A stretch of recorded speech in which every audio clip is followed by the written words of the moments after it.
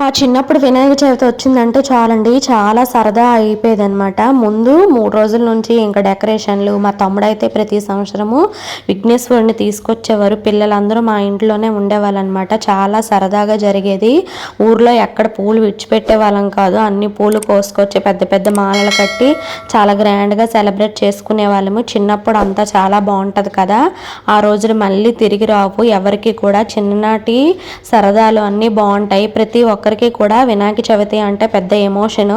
తప్పకుండా అందరూ కూడా సరదాగా జరుపుకునే పండగ ఏదైనా ఉంది అంటే ఈ వినాయక చవితే. మీరేమంటారో తప్పకుండా కామెంట్ చేయండి. వాళ్ళైతే విఘ్నేశ్వరుడిని ప్రతిష్ఠించి ఇంకా డబ్బాలు పట్టుకొని వీధుల్లోకి వెళ్ళేవాళ్ళనమాట చందా కోసము. నేను మా చెల్లి ఇంకా వినాయకుడి దగ్గర దీపం కొండెక్కకుండా అలా కాపలా కాసేవాళ్ళము. అంత సరదాగా ఉండేది. సర్లే కానీ ఆ రోజులే వేర్లేండి. ఇప్పుడైతే సింపుల్గా మా ఇంట్లో ఈ విధంగా పూజ అయితే చేసుకున్నాము. ఎలా ఉందో కామెంట్ చేయండి.